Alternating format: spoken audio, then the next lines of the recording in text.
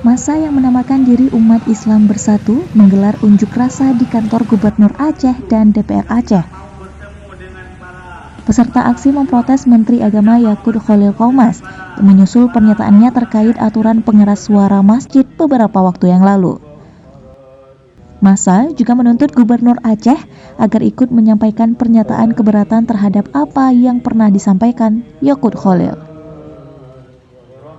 Peserta aksi pun menyatakan kekecewaannya bukan saja karena tak ditemui gubernur, tapi juga karena tidak ada protes dari pemerintah Aceh terkait pernyataan Menteri Agama itu. Jadi Pak Nova kara habis masa jabatan dua ini hingga mandang tubik. Menyana tubik Pak Nova betawa pakat. Alfa Kiariski melaporkan untuk Aceh Info. Di Bandar Surat